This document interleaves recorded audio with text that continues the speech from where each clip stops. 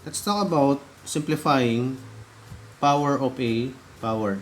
Let's have this given 2 cubed squared, or 2 cubed is being raised to the second power.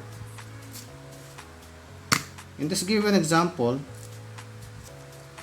given is power, which is 3, is raised to another power, which is 2.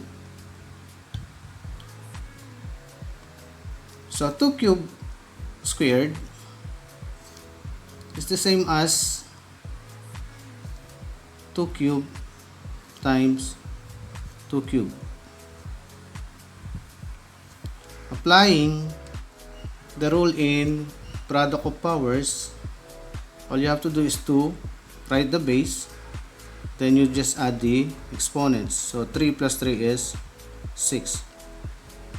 How about a power raised to another power? So when you encounter given like this, all you have to do is to write the base, just 2. Then you simply multiply the exponents. So 3 times 2 is 6.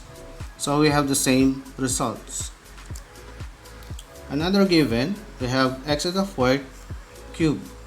So again, a power is being raised to another power. So all you have to do is to write the base, that is x. Then you multiply the exponents of 4 times 3 is 12. Okay, let's have another given, y cubed to the 5th.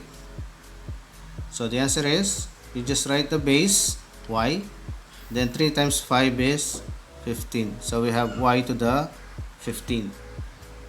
Another given, a to the 6 raised to the 4th power. So we have the base, a, then we have the powers. 6 times 4 is 24.